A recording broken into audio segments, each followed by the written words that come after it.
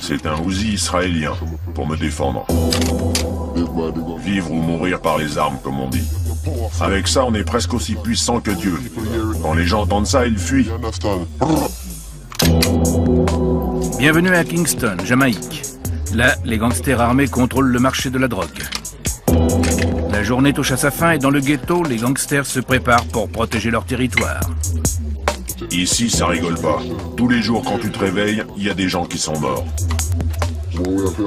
On doit se protéger pour pas se faire tuer par nos ennemis. On est comme la police, sauf qu'on fait la justice dans la jungle.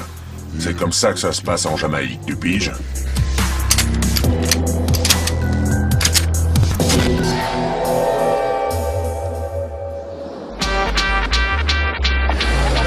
Kingston est la capitale et la plus grande ville de Jamaïque.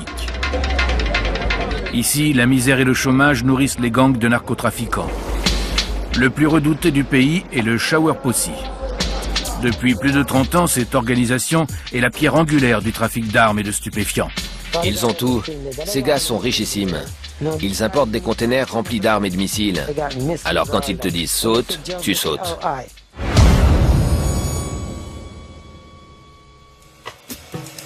Curtis gravit les échelons de la pègre jamaïcaine. Aujourd'hui, il deal de la cocaïne pour le Shower Posse. Et il est à leur entière disposition. Quand ils m'appellent, je dois arriver le lendemain et faire exactement ce qu'ils me disent. Ils surveillent ta voiture, ils kidnappent tes gosses. Ils sont prêts à tout pour capter ton attention, pour que tu saches ce qu'ils attendent de toi. Ils ne se contentent pas de te le dire, ils te forcent à le faire. Le Shower Posse a passé un contrat avec les cartels colombiens et mexicains pour importer de la cocaïne en Jamaïque. On prend l'avion à 7 et on revient avec la marchandise. On ramène 150 kilos chacun, par semaine. Selon Curtis, le Shower Posse contrôlerait l'aéroport international. Quand l'avion atterrit en Jamaïque, c'est bien organisé. Ils savent que je suis là.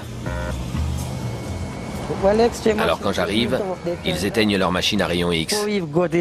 Avant même d'atteindre le guichet de l'immigration, ils regardent le numéro sur le ticket et isolent les valises correspondantes. Elles ne passent jamais par la douane. Elles sortent par la porte arrière et tout le monde est de mèche. Si je ne ramène pas la marchandise, je risque ma vie et celle de ma famille. Des saisies records à Porto Rico et en République dominicaine ont fait de la Jamaïque une destination des ventes de cocaïne. La Jamaïque constitue une plateforme importante pour les cartels, à mi-chemin entre la Colombie et les États-Unis, l'un des principaux marchés pour ce produit. Le Shower Posse a créé des cellules à New York, dans le New Jersey et en Floride. La cocaïne est ainsi acheminée puis échangée contre des armes et du liquide. La cocaïne est expédiée partout dans le monde. Angleterre, Brésil, New York, Canada, partout où il y a de la demande. Kingston est situé sur la côte sud-est de la Jamaïque, dans une zone portuaire qui constitue une importante plaque tournante pour la distribution de la drogue. Le Shower Posse surveille ce qui se passe et veille à ce que tous les maillons de la chaîne remplissent leur mission. C'est facile de corrompre un ouvrier du port. Quand il gagne 300 $ américains par mois et qu'on leur en propose 1000 par semaine, ils n'hésitent pas une seconde. Et dès qu'ils ont fini leur mission, ils en demandent une autre. Ils deviennent alors dépendants de ce salaire. Les trafiquants jamaïcains sont payés en cocaïne. Cela crée un marché national et une opportunité commerciale pour Curtis. Des fois, on est payé en argent, d'autres en cocaïne. Ça peut être 5% de la somme ou 10% du produit. Si j'amène 50 kilos aux États-Unis, j'en garde 5 pour moi. Quand j'ai la marchandise, je gère mon propre réseau de distribution. J'ai ma propre équipe. Mais avec les petits trafiquants, c'est dur. On peut se faire voler. Kingston est socialement et géographiquement divisé. Les riches vivent dans des zones résidentielles, dans les collines qui surplombent les quartiers pauvres du centre-ville. Quand la cocaïne arrive, La poudre est distribuée dans les collines. C'est ce que préfèrent les classes favorisées. Le crack, lui, il reste en bas. C'est plus pour les gens de la ville. La moitié de la cocaïne vendue par Curtis est chauffée pour faire du crack. Il ne le fait pas lui-même, mais fournit la cocaïne à ceux qui s'en occupent. Celui qui dit que l'argent de la drogue c'est de l'argent facile, il ment. C'est mortellement dangereux.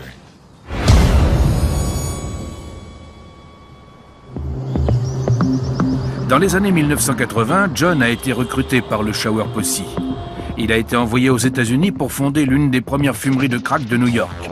Il est maintenant de retour et essaye d'établir son propre empire du crack dans le centre-ville de Kingston. Moi, je ne distribue pas. Parce que quand tu commences à distribuer, t'as vite une clientèle de toxicos. Et une clientèle de toxicos, ça attire l'attention. Moi, je prépare le crack et Joanne, ma copine, fait les sachets. John et Joanne montent leur affaire. Ils opèrent à un niveau intermédiaire, fournissant du crack à des dealers de rue. On est à 250 grammes par semaine. Mais on va essayer de monter à 1 kilo. En ce moment, il y a une pénurie.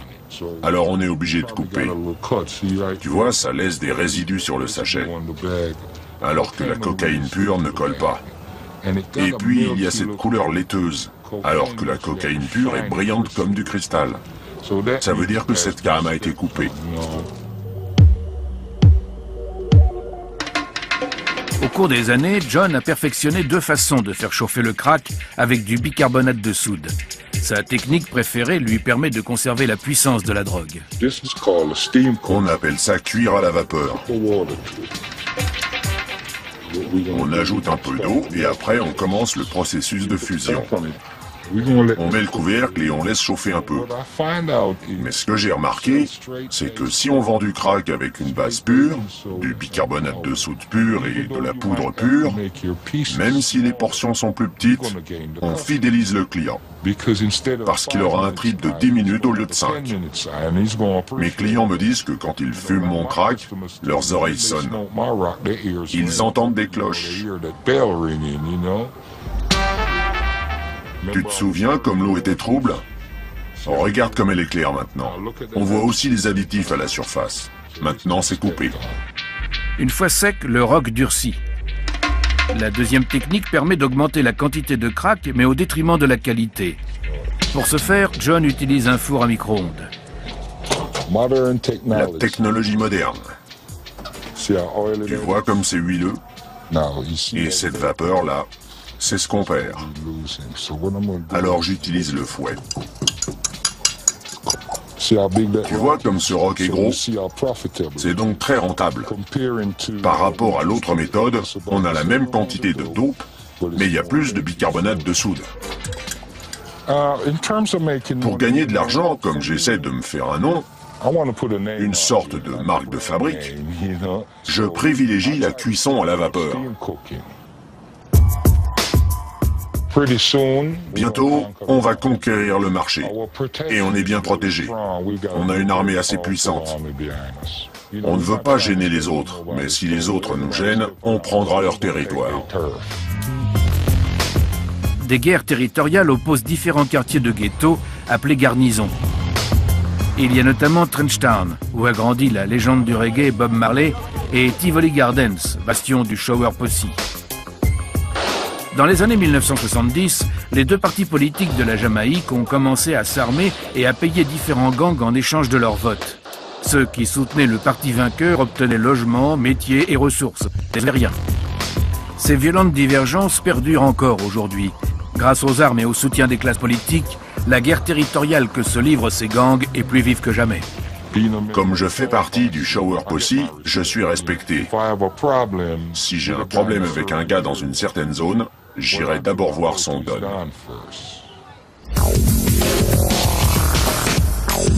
Chaque garnison est dirigée par un don.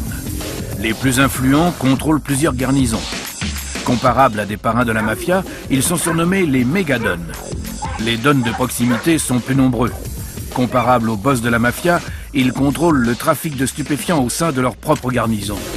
Ils jouent les médiateurs lors des conflits relatifs à la drogue et à la communauté et punissent ceux qui enfreignent les règles de la rue.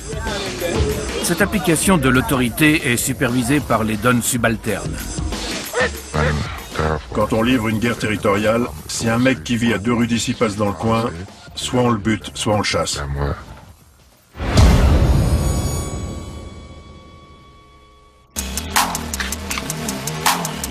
Devlin contrôle 4 rues pour son don de garnison, à 3 km du Shower Posse. Il y a plein de moyens de se faire du blé. On a des bases pour la drogue et d'autres pour l'herbe. On paye 20 000 $ américains pour 3 kilos de cocaïne et 2 000 pour 23 kilos de cannabis de bonne qualité.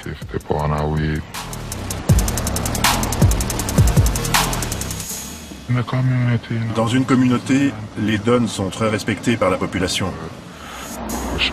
On deal, on vole et on tue, mais toutes ces mauvaises choses sont pour le bien de la communauté. On prend en charge les enfants, leurs uniformes, l'argent de leurs repas. Les anciens de la communauté n'ont plus de quoi se nourrir. Et sans l'argent de la drogue, on ne pourrait pas subvenir à leurs besoins. Quand ils s'adressent à nous, parce qu'ils ont besoin de quelque chose, on ne les rejette pas, contrairement aux politiciens. Les gangs dépendent de moins en moins de l'argent issu de la politique. Leurs revenus viennent principalement de la drogue. Et pour veiller au grain, Devlin a une centaine d'hommes de main armés. On a des gars et des armes pour protéger nos bases et les gens qui viennent nous acheter de la drogue. Parce que s'ils ne se sentent pas en sécurité au moment de nous payer, on ne gagnera pas d'argent.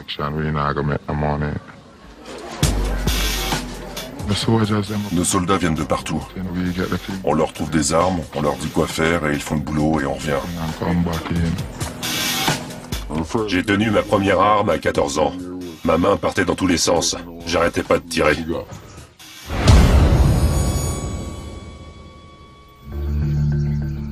Quand on tire avec ça, c'est comme un lion qui rugit dans la jungle. Ça déménage. Je kiffe mon Browning. Il me protège tout le temps. Sans ça, j'ai pas de vie. C'est comme ma nana, tu piges. Je dors avec, je mange avec, je bois avec. La vie, c'est rien. Ça se résume à ça. Avec ça, on tient la vie d'un homme, tu piges?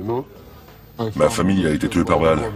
Alors j'ai fait ce qu'il fallait et depuis, je tue des gens tous les jours. Ces hommes armés sont des tueurs à gages et ont parfois pour mission de récupérer de la drogue.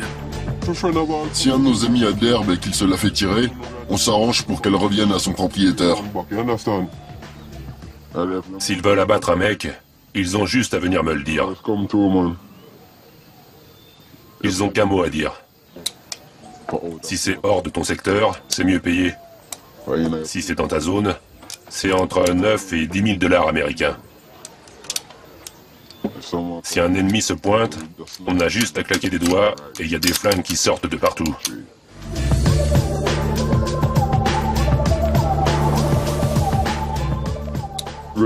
Quand il y a de la drogue dans le coin, il y a plus d'argent et ça nous permet d'acheter beaucoup d'armes. Parfois les politiciens financent nos munitions, mais souvent, on doit trouver nous-mêmes le moyen de nous en procurer. Ici, les gangs se servent de la marijuana comme monnaie pour acheter des armes et des munitions. On va à la campagne et on négocie avec un cultivateur de cannabis. On revient et on essaie de vendre l'herbe pour avoir de quoi s'acheter des armes.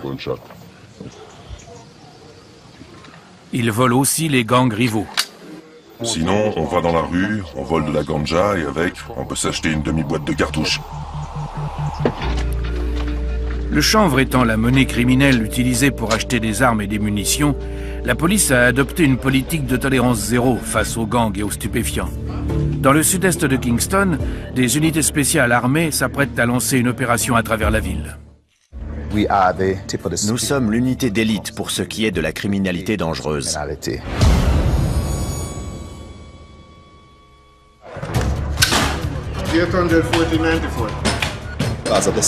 Étant donné le type de criminalité à laquelle nous avons affaire, nous devons être sûrs d'être dotés des armes les plus adaptées au combat urbain. En l'occurrence, c'est le fusil d'assaut M16. Les criminels échangent leurs armes contre de la drogue, telle que la marijuana. Et ces opérations, ainsi que la coercition liée au narcotrafic, tout cela alimente la violence.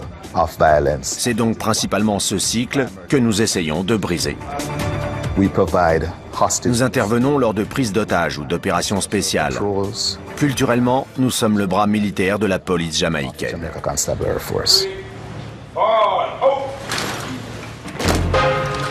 La plupart des unités de Dean luttent contre les gangs de garnison.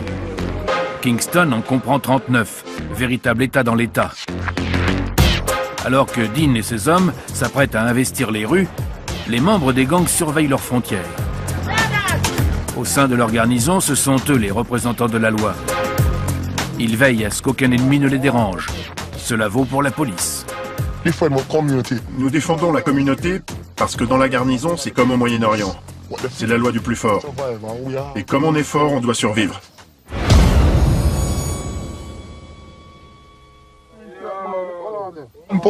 La police est notre ennemi, le pire de tous. Dans cette communauté, personne ne va voir la police.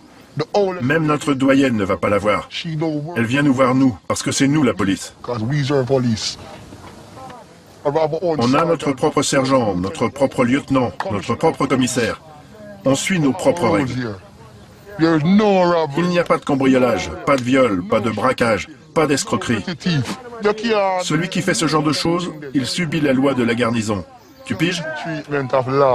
Parce que dans notre communauté, on a notre propre justice. Quand la communauté dit « il y en a marre », alors on intervient.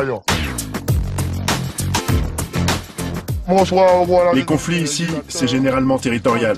Ou quand un gars vole le fric d'un autre, le flingue d'un autre, ou l'herbe ou la coke d'un autre. Alors on met des barricades pour empêcher nos ennemis de passer. Et celui qui passe, il se fera canarder. Il y a souvent des fusillades en voiture. Un mec sort son flingue par la fenêtre et tire sur 7, 8 ou 9 membres innocents de la communauté. On ne peut pas tolérer ça. On aime notre communauté. Alors pour protéger les nôtres, on met des barricades. En échange, les Dons et les gangs bénéficient du soutien de la communauté. Si le système des Dons est menacé, certains habitants sont prêts à risquer leur vie pour le préserver. En 2010, les États-Unis ont demandé l'extradition de Michael Dudus Coke, le méga-don du Shower Posse, accusé de trafic de stupéfiants. On a joué un rôle majeur dans cette opération, aux côtés de l'armée. Devant le risque de perdre leur don, considéré comme un bienfaiteur et comme le plus grand symbole de leur communauté, les habitants ont dressé des barricades et se sont préparés au combat. Nous nous attendions à devoir livrer une véritable petite guerre. Ils ont résisté à la police et à l'armée lors de cette opération très intense et de grande envergure. Cette zone était défendue par une force militaire bien décidée à empêcher ce Don d'être extradé aux États-Unis. Dudus fournissait médicaments, éducation et électricité aux résidents du quartier, les sauvant ainsi de la pauvreté. Beaucoup étaient donc persuadés de se battre pour leur propre survie autant que pour leur Don. Officiellement, cette opération a coûté la vie à 70 personnes, bien que d'autres sources fassent état de plus de 200 morts. Dudus s'est enfui pendant la première offensive avant d'être finalement arrêté et extradé aux États-Unis. Dudus est parti, mais les impacts de balles restent. Le vide qu'il a laissé n'est plus qu'un souvenir, et l'unité de Dean a plein d'autres Dons à pourchasser. On se dirige vers Rosetown, dans la division ouest de Kingston. C'est le gang qui agit ici est dirigé par un Don actuellement placé en garde à vue. Il est accusé de plusieurs crimes. Il y a eu plusieurs fusillades et au moins un meurtre. Avec de la drogue et peut-être des armes et des munitions.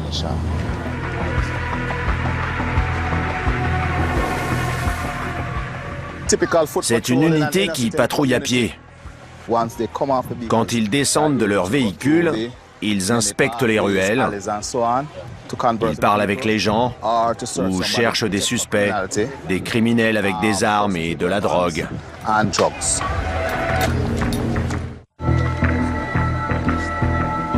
Le travail minutieux des agents a payé. Ils arrêtent un suspect pour possession de stupéfiants. Les officiers vont le confier à la police locale afin de pouvoir continuer leur patrouille. L'unité demande à venir au poste de police de Denham Town. Ils ont arrêté un homme en possession de ganja. Bien reçu?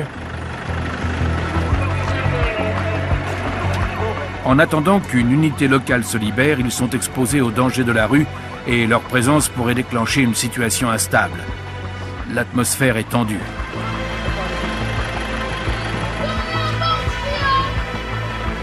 Ils obtiennent finalement l'autorisation d'emmener eux-mêmes le suspect au poste de police, évitant cette fois-ci une confrontation urbaine.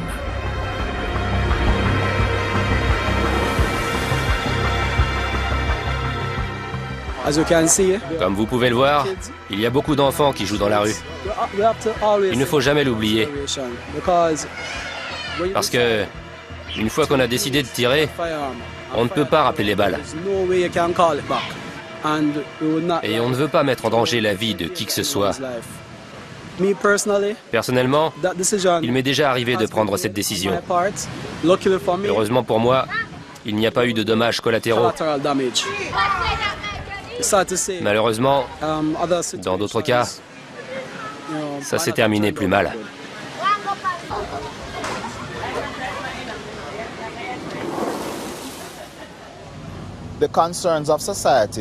Les inquiétudes de la société concernant le taux élevé de fusillades policières mortelles touchent aussi nos agents, surtout ceux qui sont sur le terrain. Mais l'usage de la force est nécessaire quand les méthodes plus raisonnables s'avèrent inefficaces. Si un homme décide de vous tirer dessus, vous ne pouvez simplement avec des mots. Les armes, la drogue. Pendant qu'une de l'équipe reste à Rosetown, les autres agents de Dean patrouillent dans la garnison de Payne Avenue, non loin de là. En tant que père de famille, je vois les yeux de mes enfants sur chacun de ces visages. Je dois donc tout faire pour que mes décisions soient les plus efficaces possibles, pour leur permettre de mener à bien et en sécurité les missions qui leur sont confiées, et surtout de préserver au mieux la société qu'ils servent. Lève les mains. Et avance encore. Ces policiers sont non seulement exposés aux dangers de la rue, mais aussi aux offres alléchantes des donnes. Nous devons veiller à ce que nos hommes soient au-dessus de tout soupçon, qu'ils résistent aux tentations de la corruption. De grosses sommes peuvent être proposées, mais je peux vous garantir que nous luttons sans merci contre ce fléau. Mais certains passent à travers les mailles du filet. Il y a bon flic et mauvais flic. Le mauvais te dira faut nettoyer la base, la police va faire une descente. Les politiques sont intéressés par les votes, les flics par l'argent, tu vois?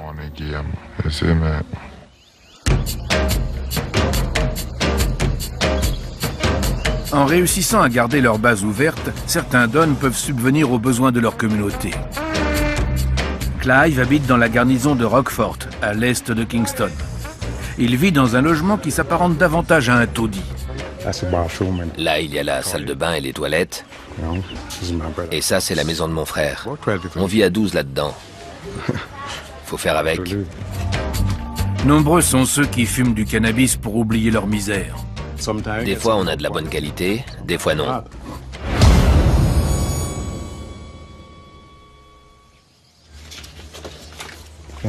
Je fume certainement trop. En Jamaïque, on dit que c'est l'essence de la vie. Tout le monde fume, même les policiers. Cette herbe, c'est de la bonne, la White Ice.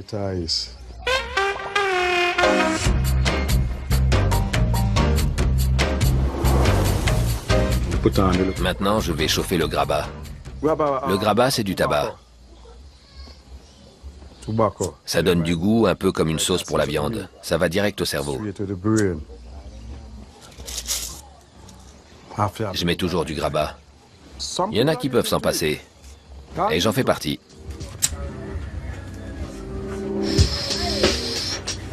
Ouais.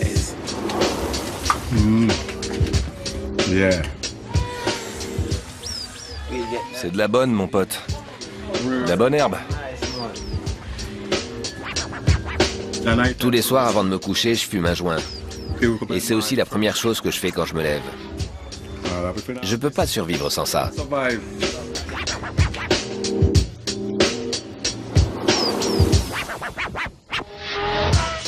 Bien que natif de Kingston, Clive est parti aux États-Unis vers l'âge de 20 ans pour échapper à la pauvreté.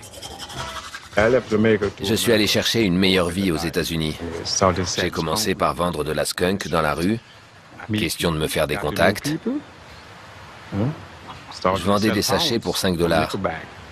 Parfois, j'en vendais presque 10 kilos en une semaine. Avec la skunk, il n'y avait pas de problème. Ça se vendait facilement. Après 15 ans de deal à New York, Clive s'est fait arrêter. Il a passé 15 autres années en prison avant d'être rapatrié en Jamaïque. Quand t'es rapatrié, on ne te respecte plus. Tu fais partie des gâcheurs, ceux qui ont gâché leur temps. Ça fait 2 ans que je cherche du travail. C'est dur.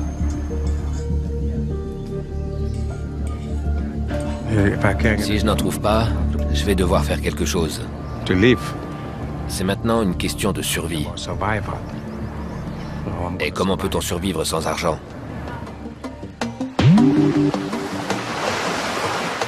Pour quitter la pauvreté et la violence, beaucoup d'habitants de Kingston partent travailler sur la côte. Le tourisme est l'un des secteurs licites qui recrute le plus, avec 200 000 employés jamaïcains. À 180 km au nord de Kingston se trouve la ville de Montego Bay. Ces plages de sable blanc reflètent l'image paradisiaque qui a fait la réputation de l'île. Elles sont aussi synonymes d'espoir pour ceux qui tentent d'échapper à l'univers de la drogue dans la capitale. Mais ceux-là découvrent rapidement qu'un autre stupéfiant a conquis les plages. La Jamaïque est un haut lieu de la drogue. Ici, on a le meilleur cannabis, la meilleure coke, la meilleure ecstasy.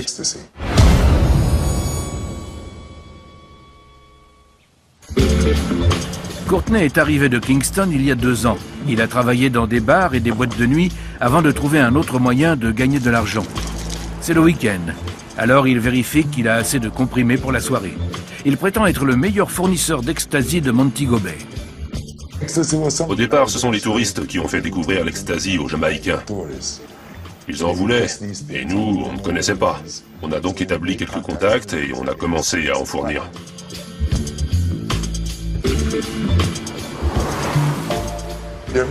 Les Américains et les Européens aiment ça, surtout les étudiants américains. Tous ces comprimés, c'est de l'exta. Ceux avec la tête d'aigle sont très prisés. On dirait un visage égyptien. Les Benz sont plus courants, mais un peu passés de mode. Pas aussi en vogue que ceux-là.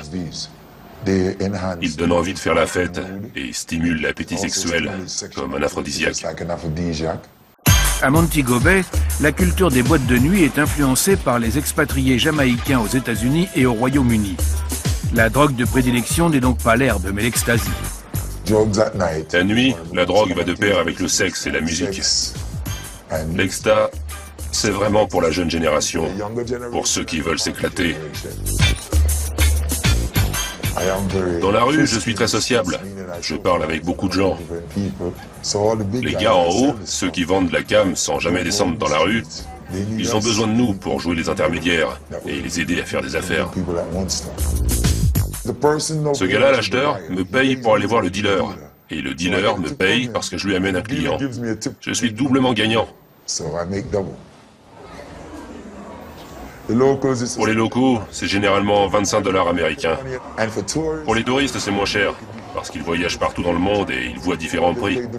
Alors, quand tu leur annonces un petit prix, parfois ils te donnent plus. J'ai des clients. Courtney contacte son fournisseur pour la soirée. Tu m'en ramènes 6 et on se retrouve à l'angle. J'espère toujours de tout mon cœur que ma cam ne fera de mal à personne. Indirectement, je sais que c'est le cas. Mais je les préviens toujours. Je leur dis que c'est mauvais pour eux.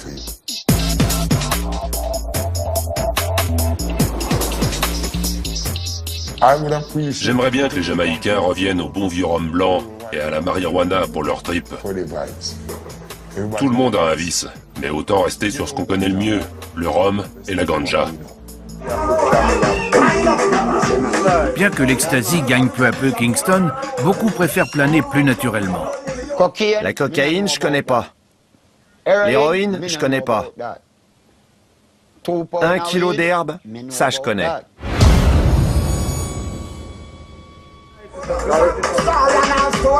Major McRoll est l'un des plus célèbres artistes jamaïcains de reggae dancehall. Pour lui, la marijuana et le travail sont indissociables. L'herbe et la musique fusionnent parfaitement. Quand tu fumes de l'herbe et que tu vas en studio pour enregistrer, ton esprit est tranquille, parce que tu es habité par le sacrement spirituel. Tu sens davantage les vibrations. Tu es stimulé pour en faire plus. Comme la plupart des 29 000 Jamaïcains adeptes de la religion rastafarienne, Major McRoll considère la marijuana comme une herbe, non comme une drogue. Dans le rastafarisme, on ne croit pas à l'alcool et aux produits chimiques. L'herbe qui pousse en Europe, sous des lumières artificielles, et auxquelles on ajoute des produits chimiques, ça c'est de la drogue. L'herbe de Jamaïque, c'est pas de la drogue, elle pousse naturellement dans la terre. Elle est donc meilleure que la plupart des autres marijuana.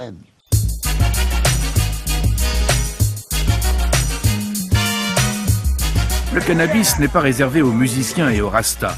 À Kingston, il fait partie de la vie nocturne. Les soirées du mercredi ont commencé il y a 12 ou 13 ans. Ceux qui viennent là, ils viennent pour retrouver quelqu'un, ou alors pour devenir quelqu'un. Et c'est toujours la fête. L'herbe et la musique, ça ne quittera jamais la Jamaïque. Elles font toutes les deux partie de notre culture, de notre histoire. Ici, les gens fument de l'herbe. Il n'y a pas de drogue ici, parce qu'en Jamaïque, l'herbe n'est pas considérée comme de la drogue. Ça, c'est le pied. On prend pas de coke ici, ni de crack. Seulement ça.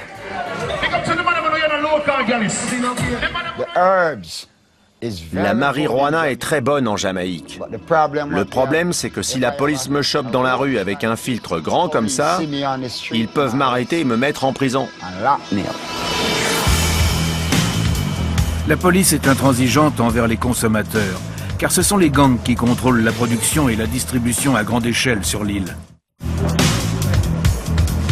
Malgré les contraintes budgétaires, la police poursuit son effort d'éradication. La marijuana reste le poumon des gangs qui se disputent violemment ce marché lucratif.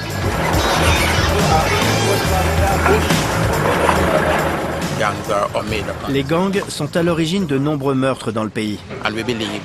Nous pensons que si nous parvenons à éradiquer le cannabis dans les champs, nous réduirons leurs chances de créer le chaos.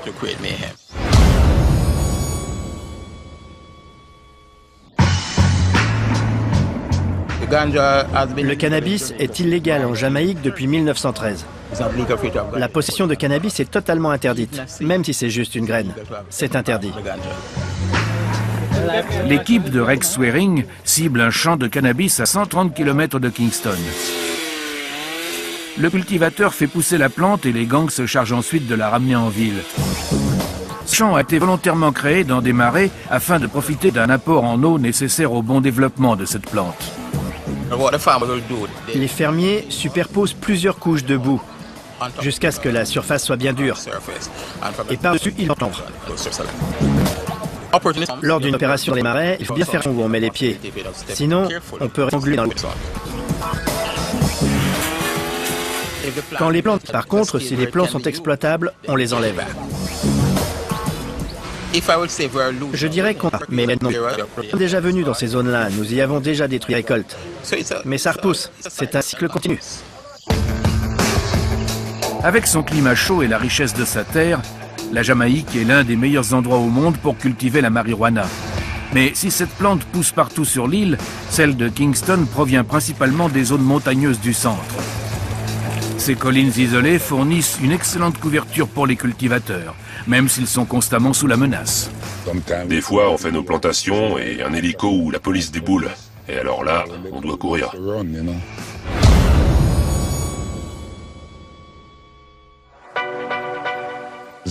C'est une activité risquée. Des fois, il y a des gens qui nous dénoncent. Mais pour l'instant, j'ai jamais eu de problème.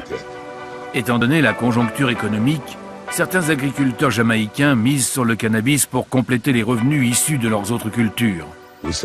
On vend un peu de fruits et légumes, mais l'herbe rapporte plus. Ça, c'est du tabac. Et ça, c'est du maïs. Et puis, on a quelques tiges d'épinards. Et ça, c'est mes plants de cannabis. On fait tout pousser ensemble. Mais la récolte de Peter n'est jamais garantie. Septembre, octobre, une tempête arrive et dévaste mes plantations. Avec la pluie, tout pourrit. Des fois, il pleut pendant un mois, en pleine saison des récoltes, et on perd tout. Il faut être tendre avec le cannabis, c'est une plante qui a besoin d'attention. On cultive l'Indica skunk.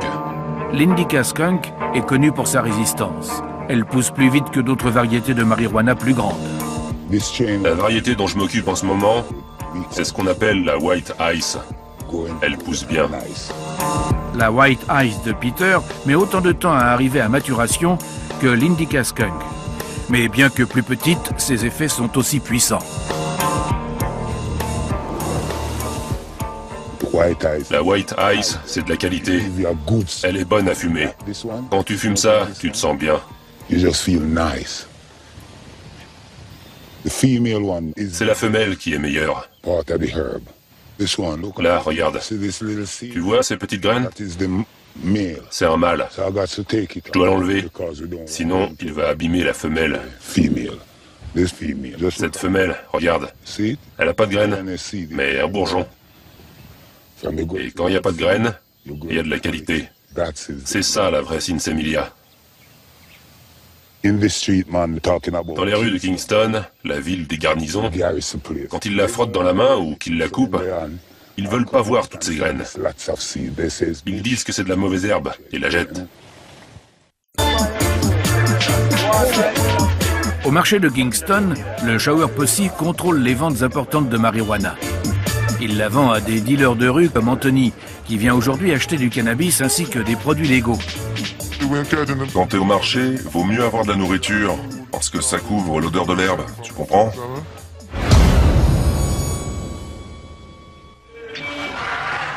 Anthony arrive dans l'une des cours isolées du marché. Salut Don, ça va? Ouais, toi? Ici, il peut voir le produit et discuter du prix avec son fournisseur habituel. Y'a quoi là-dedans?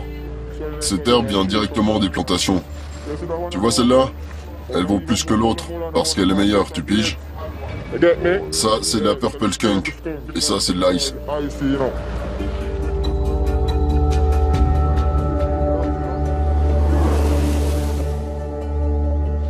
Je vais les vendre au coin de la rue. Ça peut intéresser du monde. Par sachet de 50, 20 ou 100 $ jamaïcains. C'est comme ça que je fais, je vends au détail. Je préfère acheter des tiges comme ça, parce que quand c'est coupé, on peut avoir plein de sortes d'herbes mélangées. Sur une tige entière, on sait qu'on a la vraie cam. Quand tu veux fumer un spliff, t'achètes ça, et tu enlèves les boules comme ça, tu vois? Tu les arraches comme ça, encore une fois. Tu les mets dans ta main, et tu les écrases. Tu broies comme ça. Tu mets ça dans ton papier à cigarette, et tu roules. Comme ça, mon pote. Ouais, ça déchire. Ouais, il y a de la texture. Quand tu fumes un joint avec ça, et que ça te monte à la tête, tu te dis, waouh. Et là, c'est cool pour toute la journée, tu vois. Combien pour 500 grammes de celle-là? Je te l'ai fait à 77 $. C'est de la bonne bœuf à ghetto. Tu me captes? Ouais. Ça te monte droit au cerveau. Je vais prendre 1 kilo de celle-là. Et 1,5 de l'autre, ok? Anthony achète 1,5 kg et va maintenant pouvoir vendre de l'herbe de bonne qualité à ses clients. Si pour certains le cannabis est une drogue douce, il en a amené d'autres à consommer des drogues plus dures. Je suis amoureux du crack. C'est comme si c'était ma nana.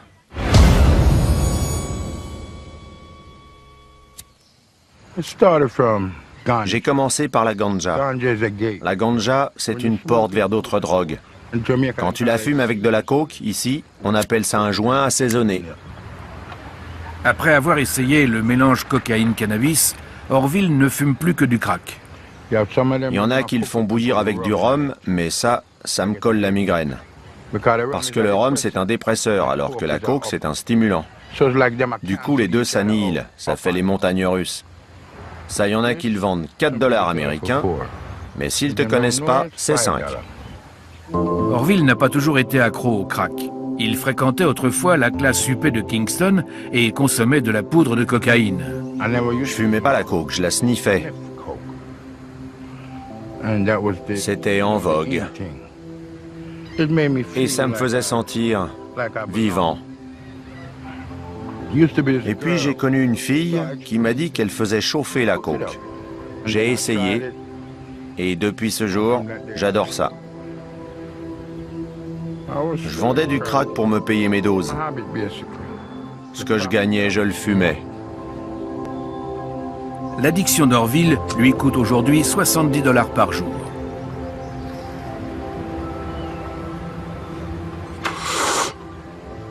Quand je fume, je m'envole. Le crack me fait du bien à la tête.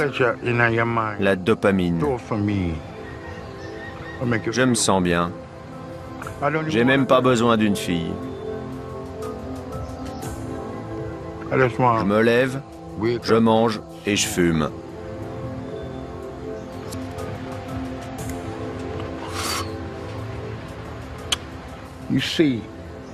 Quand tu fumes ça et que tu fais une mauvaise action, ton subconscient te joue des tours. Si tu voles pour avoir de l'argent et te payer de quoi fumer, t'auras l'impression que la police est à tes trousses. Si tu gagnes ton fric en travaillant, tu apprécies ton trip. Mais si tu voles, tu deviens parano. Tu les vois? Ils sont là. Ta conscience. C'est la cocaïne qui m'a fait ça. Elle a fait pourrir mes dents. Ça, je ne le donnerai même pas à un ennemi. Un jour, je creuserai un trou et je l'enterrerai dedans.